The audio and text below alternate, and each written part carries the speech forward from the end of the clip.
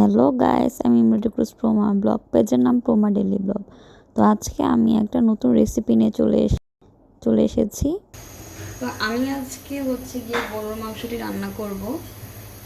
গরুর মাংসের আলু দিয়ে আমি আজকে একটু একটু গ্রেভি গ্রেভি টাইপে করবো। তার জন্য গরুর মাংস রান্না করলে তেলটা একটু বেশি করে দেওয়া লাগে, এই জন্য আমি একটু পরিমাণে একটু বেশি তেল ইউজ করছি।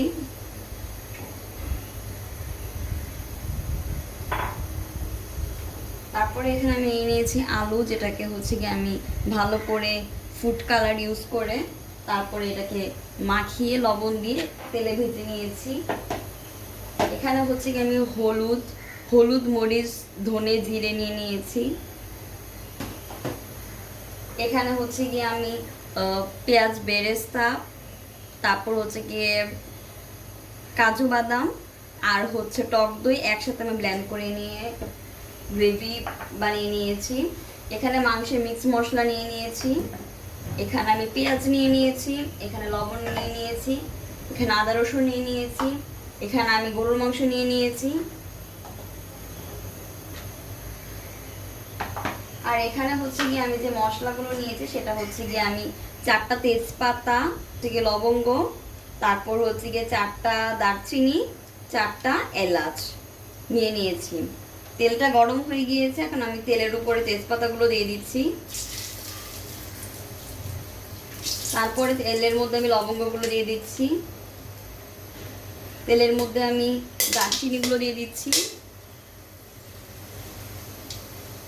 তেলের মধ্যে আমি এলাচগুলো দিয়ে দিচ্ছি।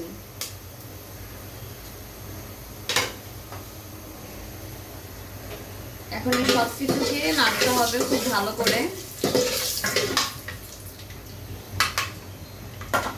তারপরে কি আমি এখন পেঁয়াজ দিয়ে দিচ্ছি। পেঁয়াজ এখানে আমি 1 কাপের একটু বেশি নিয়েছি, কারণ গরু মাংসের মধ্যে পেঁয়াজ একটু বেশি ইউজ করতে হয়, তার জন্য আমি 1 কাপের বেশি পেঁয়াজ ইউজ করছি।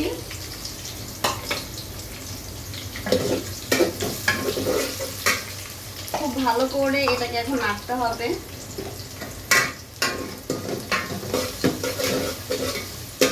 পেঁয়াজটা একটু হালকা আমি একটু ব্রাউন ব্রাউন করে নিচ্ছি, আমি বেশি লাল করছি না, একটু সামান্য পরিমাণে ব্রাউন করে নিচ্ছি। খুব ভালো করে এটাকে এখন আমি নেড়ে নিচ্ছি।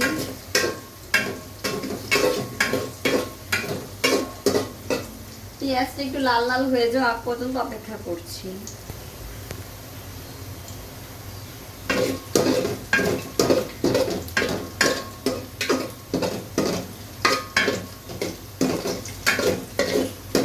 আর একটু লাল হয়ে যাওয়া আগ পর্যন্ত অপেক্ষা করছি।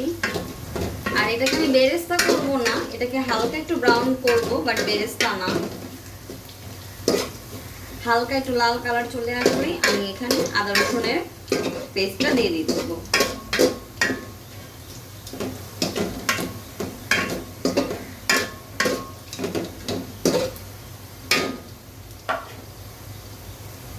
তো এর মধ্যে গিয়ে আমি 4 টেবিল চামচ আদা রসুনের পেস্টটা দিয়ে দিচ্ছি।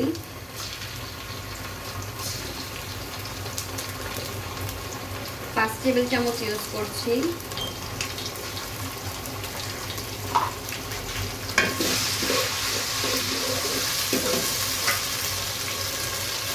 এখানে আমি সামান্য পরিমাণে পানি ইউজ করছি।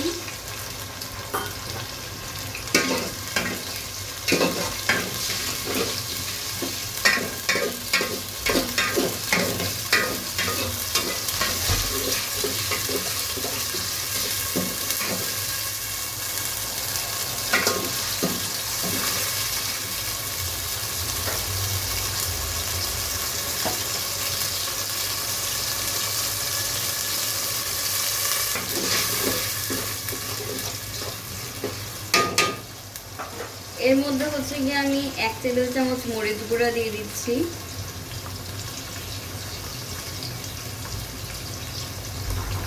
1 টেবিল চামচ এখানে আমি হলুদ ইউজ করছি। 1 টেবিল চামচ এখানে আমি জিরে ইউজ করছি।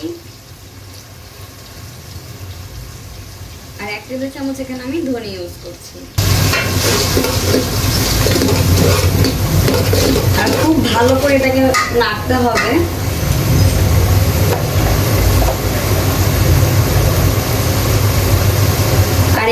মাংসের যে মিক্স মশলা থাকে সেই মাংসের মিক্স মশলাটা আমি দিয়ে দিচ্ছি। এখানে হচ্ছে গিয়ে আমি 2 টেবিল চামচের মতো ইউজ করছি।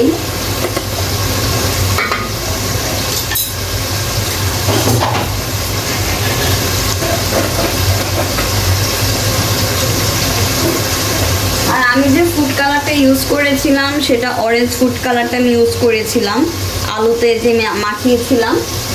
তো ফুড কালারটা আমি দেখিয়ে দিলাম।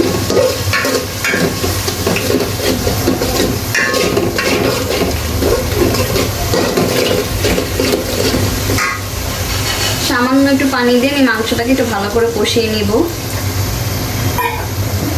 গরুর মাংসের টেস্টে ডিপেন্ড করে মাংসটা আপনি কতবার কষাবেন, মাংসের গ্রেভিটা কতবার কষাবেন, সে কষানোর উপরে গরুর মাংসের টেস্টটা ডিপেন্ড করে। তো অবশ্যই গরুর মাংস রান্না করার সময় বা মুরগি মাংস রান্নায় যে কোনো মাংসের যদি টেস্ট বেশি চান তাহলে অবশ্যই মশলাগুলো আপনাকে বেশি করে কষাতে হবে।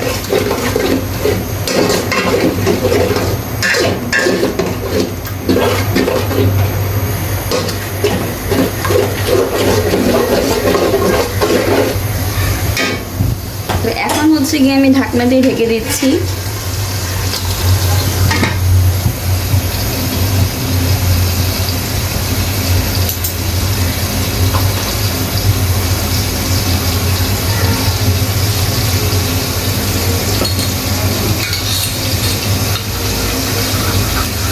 আমি 10 মিনিট পর্যন্ত অপেক্ষা করছি। তো অলরেডি 10 মিনিট হয়ে গিয়েছে। দেখতেই পাচ্ছেন মাংসের মশলাটা যে আমি কষিয়েছিলাম কতটা পরিমাণে তেল উঠে গিয়েছে। আমি এখনো 5 মিনিটের মতো নাড়বো।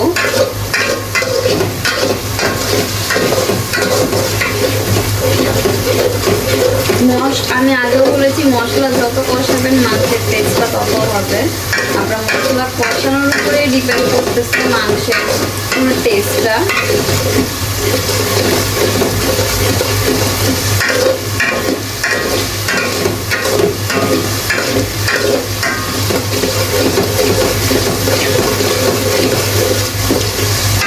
মশলাটাকে খুবই ভালো করে কষাইতে হবে।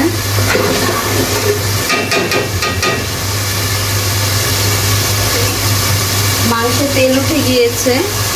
এখন হচ্ছে গিয়ে আমি মাংসগুলো দিয়ে দিচ্ছি।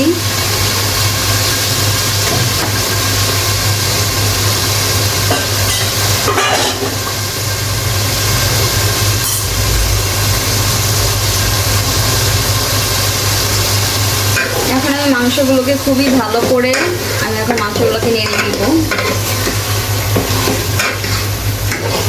যেন মশলার সাথে মাংসগুলো খুব ভালোভাবে মিক্সড হয়ে যায়। কারণ যত বেশি মজা তত বেশি মাংসের টেস্ট। মাংসের টেস্টটা ডিপেন্ড করে কিন্তু মশলাটার উপরে। আপনার গ্রেভিটা কতটা ভালো হবে তার উপরে ডিপেন্ড করে মাংসের টেস্টটা।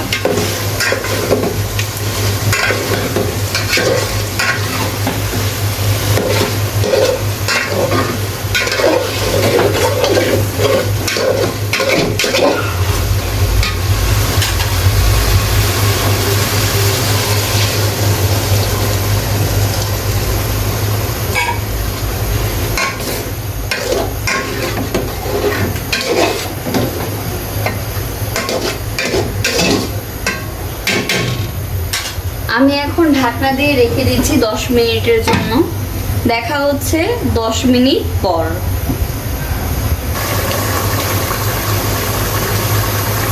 10 মিনিট হওয়ার আগে আমি ঢাকনাটা তুলে নিয়েছি। এর মধ্যে আমি পরিমাণ মতো লবণ দিয়ে দিচ্ছি।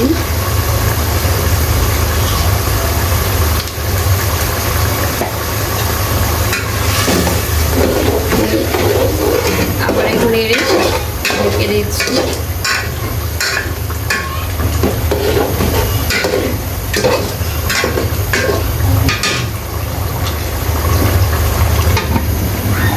দেখা হচ্ছে 10 মিনিট পর।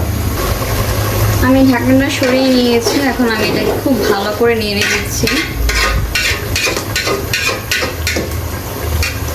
এর মাঝে আমি যে কাজু বাদাম তারপর হচ্ছে গিয়ে আমি টক দই আর হচ্ছে গিয়ে বেরেস্তা দিয়ে যে মিক্সটা বানিয়েছিলাম সেটা আমি দিয়ে দিচ্ছি।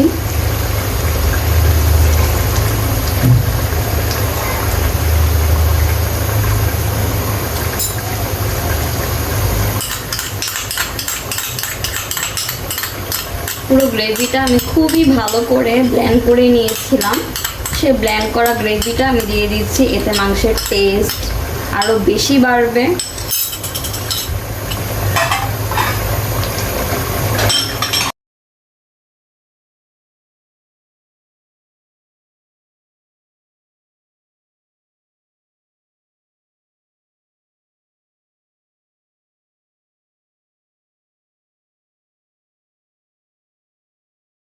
মধ্যে আমি এক্সট্রা করে আমি কিছু টক দইয়ের গুলে রেখেছিলাম, সেই টক দইটা আমি এর মধ্যে দিয়ে দিচ্ছি।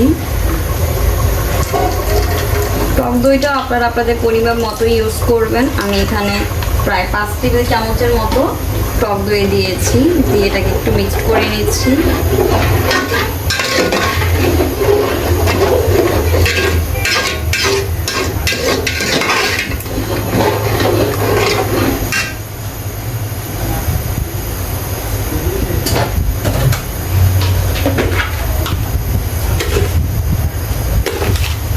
এর মধ্যে আমি হালকা কিছু পরিমাণে চিনি ইউজ করে দিচ্ছি।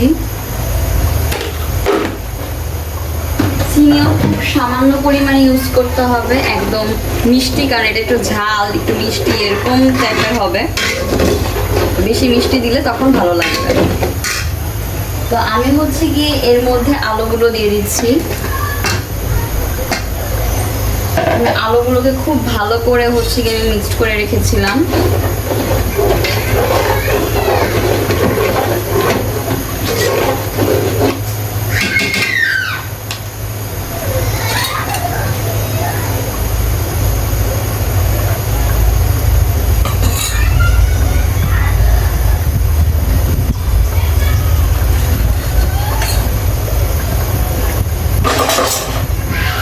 তো আমি হচ্ছে কি এখানে দুধ রেখেছিলাম, দুধের মধ্যে আমি এখন হচ্ছে ফুড কালার ইউজ করছি।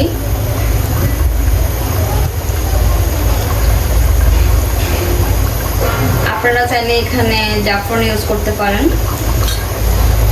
এটা অপশনাল, কিন্তু কালারটা ভালো আসার জন্য আমি এখানে ইউজ করছি।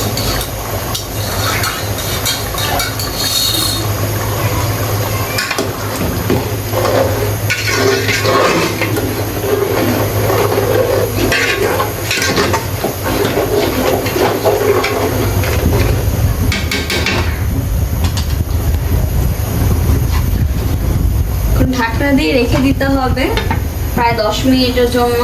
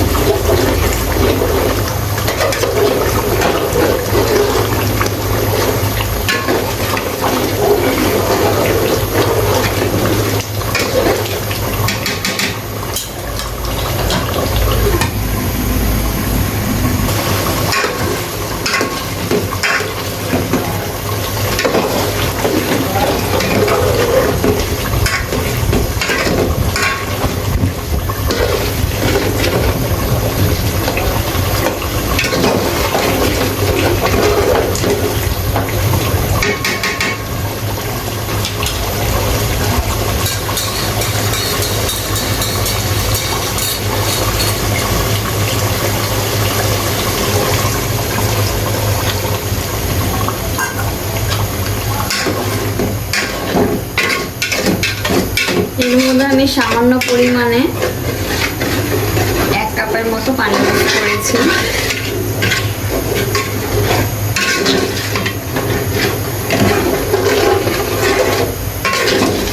আলুগুলো মাংসগুলো সিদ্ধ হয়ে যায় যেন, তার জন্য আবার আমি ঢাকনা দিয়ে দিচ্ছি 10 মিনিটের জন্য। তো আমি এখন এর মধ্যে যে দুধটা আমি রেখেছিলাম মিক্সড করে, সে দুধটা আমি ঢেলে দিচ্ছি।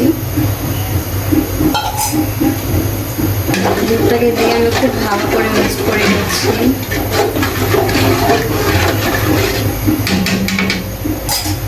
এই পর্যায়ে আমি কিছু কিশমিশ রেখেছিলাম, সেই কিশমিশগুলোও আমি দিয়ে দিচ্ছি।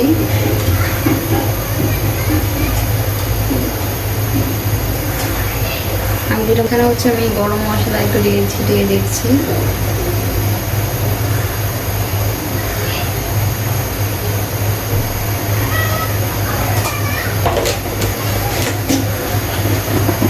বলে খুব সামান্য পরিমাণে আমি কিছু ঘি দিয়ে দিচ্ছি।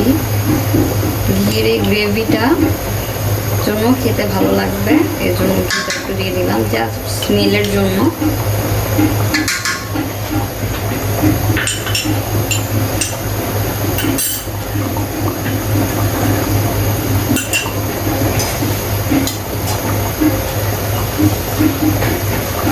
আর আমি তার উপরে কিছু বেরেস্তা ছিটিয়ে দিচ্ছি।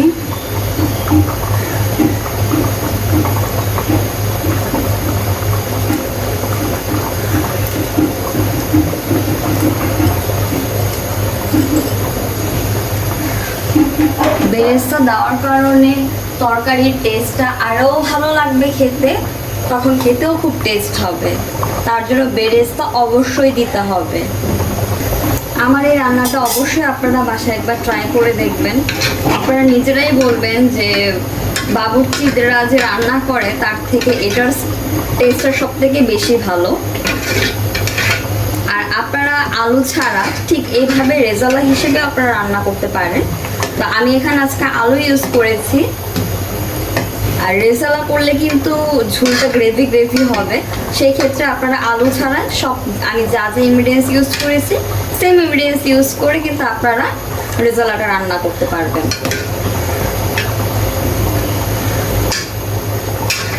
এখন আমি আবার একটু নেড়ে দিচ্ছি। এখন আমি অপেক্ষা করছি ঝোলটা একটু শুকিয়ে আসা পর্যন্ত।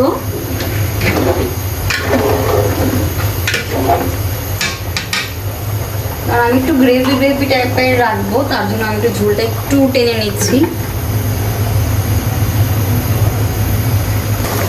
অলরেডি আমার রান্নাটা এখন কমপ্লিট হয়ে গিয়েছে। আমি এখন এটা একটা বাটিতে পরিবেশন করে নিব। তো যদি ভিডিওটি ভালো লেগে থাকে তাহলে অবশ্যই লাইক করবেন, কমেন্ট করবেন, সাবস্ক্রাইব করবেন, পাশের বেল আইকনটা ক্লিক করে দিবেন যেন আমার যে কোনো নোটিফিকেশন আপনার কাছে চলে যেতে পারে। তো আমি মাংসগুলোকে একটা বাটিতে পরিবেশন করে নিচ্ছি।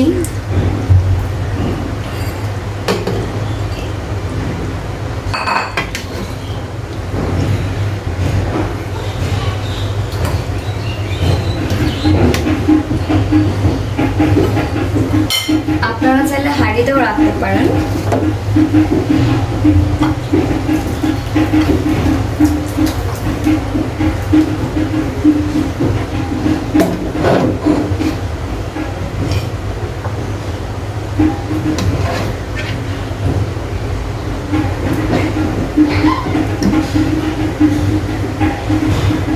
যদি ভিডিওটি ভালো লেগে থাকে তাহলে অবশ্যই লাইক করবেন, কমেন্ট করবেন, সাবস্ক্রাইব করবেন, আর অবশ্যই বানিয়ে খাবেন।